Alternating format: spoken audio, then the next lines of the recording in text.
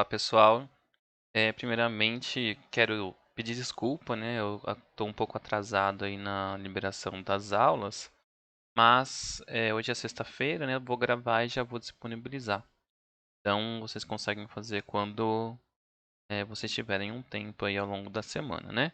Acredito que semana que vem já entro num ritmo mais tranquilo das coisas que eu tenho que fazer e aí eu vou conseguir postar dentro do tempo um pouco mais adiantado, né, para que vocês tenham um tempo maior aí para fazer as atividades. Bem, a gente falou sobre a transformada de Fourier, né? Também uma outra coisa que eu notei quando eu estava montando a aula foi quando eu aproveito, né, os slides, assim, o template, né, eu copio e colo, e aí eu vi que estava escrito transformada de Laplace nos slides, lá no título dos slides. Então, na verdade, é transformada de Fourier, tá, gente? Não é Laplace, né? Eu dou aula de controle também e aí é o vício, né? De falar Laplace e na verdade é Fourier que a gente está vendo aqui. Bem, a gente viu como transforma, né, do tempo para frequência. E a gente vai fazer a inversa agora, né? A gente vai pegar o domínio da frequência e transformar no tempo. E aí a gente vai ver também algumas maneiras, né, da gente conseguir reconstruir um sinal que esteja com ruído, né? Não é, o ideal não é a gente voltar, a gente está no domínio do tempo aqui, né? A gente tem esse monte de ruído, na verdade, né? A gente está vendo que tem três frequências que prevalecem aqui. A gente tinha feito uns exemplos lá, né, no nossa aula da semana passada, que eram essas três frequências aqui. Então, isso aqui é o nosso sinal que tem dados realmente. O resto, tudo aqui é ruído, né? Então, tudo isso daqui é ruído. Então, a ideia não é a gente voltar do domínio da frequência para um sinal todo ruidoso. É voltar para um sinal que tenha realmente os dados que a gente quer, ok? Então, a gente vai ver como que faz essa transformada primeiro, né, a transformada inversa. E depois eu vou mostrar algumas técnicas que a gente pode utilizar para tentar dar uma eliminada no ruído e aí reconstruir o sinal, ok? Bem, então a gente falou um pouco sobre a transformada de Fourier. Transformada de Fourier, isso. e, e essa daqui, né? A gente viu isso daqui. Esse aqui é o mesmo slide da semana passada. Então a gente viu que a transformada tem esse jeito aqui. Então, a inversa, a gente quer fazer um somatório, né, que, na verdade, a gente quer encontrar esse xn aqui, né? E esse xn vai depender do xm, né, que é a transformada de Fourier. E esse aqui são os dados que a gente tem, né, coletados no tempo. Então, aqui a transformada e esse aqui são os dados coletados no tempo. Então veja que o que a gente quer fazer é, né, trocar isso daqui de alguma maneira, como que a gente inverte isso aqui, ok? Fazendo as contas inversas, tá? Não vou fazer, mas a gente chega nessa formulinha aqui, tá? A gente chega nessa formulinha aqui que tem o conjugado aqui, então em vez de estar menos, a gente tem mais, né? Conjugado do complexo aqui, dessa função complexa, a gente inverte o sinal, então, né? Então, aqui a gente não tem mais os dados, a gente tem a transformada. Então, o valor da transformada é que vem aqui. Ele vai variar, né, o m até n-1, igual o outro somatório, porque simplesmente a transformada ela também vai, né, ela tem n elementos, então de 0 até n-1 a gente completa n elementos. E aí a gente constrói aqui o nosso dado no tempo. Mas a gente tem que fazer esse ajuste de escala aqui, ó, que é 1 sobre n, ok? Então, esse n é a quantidade de dados que a gente tem. Então, veja que ela é bem similar, né? Ela fazendo a conta ao contrário, acaba sendo bem similar. E aqui a gente vê da onde que vem, né, aquela normalização que a gente faz para amplitude, né? A gente faz a amplitude lá, a gente põe o 1 sobre n. É justamente por causa disso daqui. É porque quando a gente faz a média das transformadas, a gente reconstrói o sinal no tempo. Então, a amplitude no tempo, né, tem que ter essa normalização aqui, ok? Então, é bem direto essa transformada aqui, quando faz a conta de forma invertida, né, a gente inverte aqui. E aí tem apenas essas mudanças, ok? E a gente vai fazer um exemplo, seguindo o exemplo também da semana passada, a gente vai fazer a inversa, né, dos dados que a gente tinha encontrado para chegar no vetor original do nosso exemplo, ok? Então aqui tem a nossa inversa, né, como que a inversa tem que ser calculada. E esse aqui é o vetor que a gente encontrou quando a gente aplicou a transformada ao nosso vetor original lá, que era 7439, se eu não me engano, né? A gente tem que chegar nesse 7439 de novo, usando esses valores, ok? Então, trocando aqui, né, eu tive que inverter. Então, antes estava M e N, agora está N e M, certo? Então, 0, 1, 2, 3, 0, 1, 2, 3. E a gente vai calcular essa função complexa aqui nesses parênteses. Então, quando é zero, é sempre 1 mais 0j, né? Porque fica cosseno de zero e seno de zero, ok?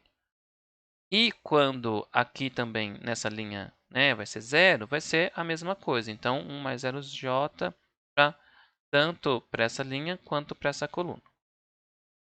Aí, nesse caso aqui, a gente tem 1 e 1. Então, a gente vai ter 2π dividido por 4, né? Então, π sobre 2, que é 90 graus. E é positivo, né? Então, é seno de 90 graus, é 1, certo? E aí, como é positivo, fica mais 1. Se você olha lá na transformada direta, né, de Fourier, você vai ver que aqui está menos 1, né? Ele está invertido. Então, nessa coluna aqui, o que, que a gente vai fazer? A gente vai andar π sobre 2 no sentido horário, ok? Lá na transformada de Fourier, a gente anda π sobre 2 no sentido anti-horário. Então, no sentido horário aqui, π sobre 2, né? Aí depois mais π sobre 2 a gente vai para π. Então, a gente tem cosseno de 180, ou π, é menos 1. E seno de π é zero. E mais um π sobre 2, né? Agora, para baixo, a gente tem o seno menos 1 e o cosseno zero. Tá? E aí, a mesma coisa nessa linha, porque a gente está com o n igual a 1 e vai andando, né? Então, isso aqui ele é simétrico, né? E aqui até aqui é simétrico também. Aí, a gente vai olhar esse elemento aqui. É 2 vezes 2, é 4, certo?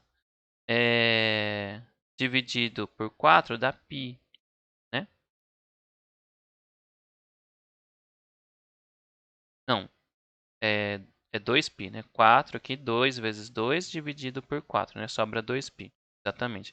E nessa coluna, o que, que a gente vai fazer? A gente está aqui em 0, aí a gente vai andar π. Aí ficou menos 1, nesse caso aqui, né? Nessa linha, ficou menos 1 mais 0j. Aí aqui a gente vai andar mais π. Aí ficou 2π, certo? Então, 1 mais 0j. E aí, π de novo, ok? Menos 1 mais 0j.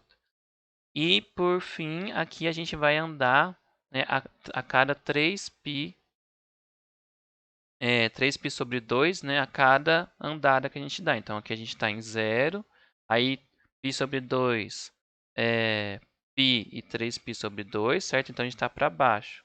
Então, nessa segunda linha aqui, a gente tem que ser 0 menos 1j. Aí, mais 3π sobre 2. Então, a gente tem que andar 3 quadrantes, certo? Então, a gente chega aqui no 180 graus de novo. Então, que é a terceira linha. E mais 3 quadrantes, a gente está para cima agora, que é a quarta linha, certo? É assim que tem que fazer. Então, você pode olhar em coluna ou você pode olhar em linha, ok? Aqui a gente não anda, né? A gente fica parado. Aqui a gente anda π sobre 2, um quadrante a cada andada. Ou se você olhar na linha, também vai ser π sobre 2 a cada passo que você dá aqui, ok? Aqui vai ser π e aqui vai ser 3π sobre 2. E aqui também a mesma coisa, ok? Aqui vai ser π e aqui vai ser 3π sobre 2. Bom, fazendo as continhas, a gente chega nisso daqui. Então, a gente peguei aqui, se vocês quiserem depois fazer as multiplicações, né? Eu fui fazendo as multiplicações aqui de cabeça mesmo, né? Você consegue fazer isso aqui bem fácil. E a gente chega nesses valores, ok? E aí o que a gente tem que fazer? A gente tem que somar as linhas para encontrar o x0. Somar essa linha para encontrar o x1. Somar essa linha para encontrar o x2. Por ser, né, meio que simétrico quando a gente faz essas relações aqui, o que acontece? A parte complexa, olha, essa parte mais 5j e aqui menos 5j, na hora que a gente soma, a gente cancela. E aqui, ó, mais 4j, menos 4j, menos 5j, mais 5j. Ela sempre vai ser espelhada, tá vendo? E a hora que a gente soma a parte imaginária, ela é cancelada. Tá? Então, ela sempre vai se cancelar, né? A parte real ela é igual e a parte imaginária é conjugada. E aí, a hora que você soma, ela se cancela. E isso daqui é parecido com o que a gente vê lá no Fourier, tá? A hora que a gente faz as frequências, né? O espelhamento, porque aqui nesse caso a gente teria uma frequência de Nyquist aqui nesse elemento 2. Então, esse daqui está espelhado em relação a esse, ok? É só isso. Bem, aí a gente vai somar todo mundo. Soma todo mundo, tá? E o que a gente encontra é isso daqui, ó. Então, somando eles, a gente tem 28 sobre 4, tá? 7. O sobre 4 eu coloquei depois, porque é a soma, né? Então, 4 elementos. Eu estou aqui, ó. Eu somei todo mundo, né? Eu fiz a conta para cada elemento. Então, aqui, somei, e aí eu tenho que dividir por 4, né? Que é o n aqui, que eu tenho 4 elementos, tá? Então, somei fiz o somatório e dividi por 4. Então, deu 7 no 0, aí deu 16 por 4, deu 4 no 1, aí deu 12 sobre 4, deu 3, e aqui no final deu 36 sobre 4, deu 9. E aí, eu formo um vetor com 7, 4, 3 e 9. E a gente volta para o nosso vetor original, né, que seria um vetor no tempo, ok? Então veja que a gente consegue fazer, né, tanto a ida quanto a volta, e ele, na hora que volta, né, tem que dar igual. E realmente deu igual. Bom, pessoal, agora aqui no MATLAB, a gente vai ver, né, como reconstruir o sinal, qual é a função que a gente utiliza, e também a gente vai ver como utilizar aquelas limpezas, né, que eu falei para minimizar o ruído, né, que é uma vantagem de você trabalhar na frequência, ok? Então, vamos lá, vamos ver o que a gente tem aqui, né? A gente já viu isso daqui, né? A gente viu lá no vídeo passado que eu criei o sinal, né, com essas 3 frequências, né? Então, criei aqui o sinal, é onde a gente cria. Aqui eu vou adicionar um ruído. Esse ruído ele é criado randomicamente, né? Por uma função normalizada. Então, ele tem uma distribuição normal, ok? Então, vai aparecer ruídos bem grandes aqui, até 7, 8. Mas esse 2 multiplicando aqui, ele faz com que o desvio padrão dele seja 2, ok? Ele está bem disperso. Aqui a gente vai fazer a FFT do sinal com ruído e tirar a amplitude. A gente já fez isso, né? A gente tem isso aqui lá no outro vídeo, até quando eu falei de potência, ok? Então, a gente vai plotar aqui no tempo e vai ver a amplitude na frequência. Então, esse plot é isso daqui. Então, veja que é uma coisa bem ruidosa, né? Bem ruidosa. O azul é o sinal com conteúdo mesmo, né? Com significado. Mas o que a gente aquisita com ruído é o vermelho. Então, o azul é onde a gente quer chegar, né, no final das contas. E o vermelho é o que a gente está aquisitando. Está bem feio, né? Uns picos de ruído aqui, ó, bem grandes, né? Vamos ver quanto que é isso aqui. Ele é 7.897. Deveria ser aqui na casa de 2,6, né? Então, bem diferente os valores. Mas quando a gente põe na frequência, veja que as frequências lá que são de conteúdo mesmo, né, do sinal que a gente espera ter, né, que é o dado com o sinal com dados, né, com conteúdo, eles aparecem aqui, ó. Tá bem proeminente, né? O ruído ele aparece com amplitude relativamente baixa, ok? Então a gente vai utilizar aquela mesma estratégia de colocar um limite. Mas a gente fez um limite, né, só para eliminar problemas numéricos. Mas agora a gente vai utilizar um limite para realmente tirar essas frequências que a gente considera que podem ser ruído. Então pensa assim, eu estou enviando um sinal que eu sei que a amplitude dele tem que ser maior que 1, por exemplo. Então o que que a gente vai fazer? A gente vai colocar um limite da amplitude em 1, né, na hora de a gente fazer a limpeza, ok?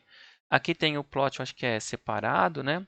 Então veja que aparece as amplitudes aqui pequenas e com todas as fases, né? Da mesma maneira que a gente fez. A gente vai utilizar a mesma estratégia, só que, então eu coloquei aqui, ó, 1, mas poderia ser meio, né? Aí depende do que você conhece do sinal que você está querendo ler, né? Então você enviou, você sabe que você precisaria estar recebendo uma amplitude maior que 1, então o seu threshold ali, né, o seu limite para você fazer a limpeza, você pode colocar até um pouquinho menor, né? Às vezes tem um decaimento, você põe 0,8, por exemplo. Né? Você pode, e aí isso é aquela questão da decisão com as ferramentas, né? As ferramentas é isso daqui que a gente está aprendendo. Então, as decisões elas vão ser feitas quando você estiver fazendo o experimento, ok? Então, vamos fazer 0,8 aí para ver o que acontece, tá? Então, eu inicializo uma nova variável aqui com com os mesmos valores da transformada. Então, aqui é a transformada do nosso sinal com ruído. E aí eu vou limpar todos os valores que ela tem quando a amplitude dela tiver maior que 0,8, menor, perdão, né? Menor que 0,8. Então, se a amplitude for menor que 0,8, eu troco o valor dessa variável aqui, né, do elemento desse vetor, por zero. Tá? Isso aqui que é essa limpeza, né? Limpando, eu faço a amplitude do sinal limpo. E agora, o que eu vou fazer? Eu vou usar a IFFT. Então, a FFT é a função que a gente utiliza para fazer a transformada. A inversa, né, FFT, é o IFFT, então é a inversa, certo? Da transformada que a gente fez. Então, veja que eu estou pegando a transformada limpa, né? Eu tirei, então, todos aqueles elementos lá que estão acima do meu limite, né? E estou fazendo a transformada inversa e vou reconstruir o sinal aqui e fazer os plots, tá? Eu também vou plotar, eu acho que é a amplitude e o ângulo do sinal limpo. Então a gente vai ver e vou comparar, né? Também eu acho que eu comparo com não vou comparar não. A gente tem a limpeza, né? Olha lá, ó. É a mesma coisa que aconteceu anteriormente, né? A gente tem a limpeza do sinal. Aqui eu estou plotando o amarelo. Tá vendo que é bem próximo do azul, né? Eu vou mostrar na outra figura ali a resposta no tempo também, ó. Aqui a gente tem a resposta no tempo. Então, só deixa eu ver quem que eu estou plotando primeiro aqui. Primeiro é o sinal e o sinal reconstruído. Então, o azul é o que eu quero, né? O desejado ou o que realmente acontece, deveria acontecer. E o vermelho é o reconstruído, ok? Então veja que estão muito, muito próximos, né? Só por conta dessa limpeza que a gente fez aqui, tirando as amplitudes que a gente considerava abaixo de um determinado limite. Então tirei, limpei tudo e fiz a reconstrução. Uma coisa que eu quero que vocês notem é que quando eu fiz esse trabalho aqui, né, e a inversa, o que eu fiz? Eu peguei todo o espectro, tá? Todo o espectro que ele plota. Não é só até a frequência de Nyquist, tá? Eu peguei até o inverso, até o refletido, ok? Porque lembra que lá quando a gente faz a inversa, eu considerei também o que está depois. O que você poderia fazer é considerar só até a sua frequência de Nyquist e multiplicar por 2 toda a transformada. Mas, às vezes, você tem que saber exatamente o ponto que você coloca ali para você fazer o corte, tá? Aí não é tão interessante. É interessante você deixar tudo, você faz a limpeza considerando os espelhamentos, né, o falseamento, sem nenhuma preocupação, porque eles têm que ser iguais, tá? Só a fase que acaba ficando trocada. Então você não precisa se preocupar com isso. Mas você precisa se preocupar em pegar ela toda. Então esse plot que eu faço aqui, né? Eu vou até tirar essa limitação aqui do gráfico. Deixa eu ver. Ah, eu acho que esse aqui está sem a limitação, não. Figura 3, é a figura 3. Vou tirar essa limitação aqui, olha, só para vocês verem que, na verdade, ele vai até a frequência de Nyquist, né? Na verdade, ele teria que ir até, ó, 600 e alguma coisa, né? 615, lembro exatamente. Alguma coisa assim. É 615, porque é a frequência logo antes da frequência de Nyquist. Deveria ser 616,5, né, que é a metade disso daqui. Mas como a gente está fazendo de 3 em 3, ele vai até 615, beleza? Acho que daqui era isso, tá, gente? Então lembrando que dá para fazer aquela mesma limpeza, né? Em vez de fazer só por conta do problema numérico que acaba acontecendo, né, normalmente, a gente faz eliminando frequências que têm amplitude que a gente sabe que não são interessantes.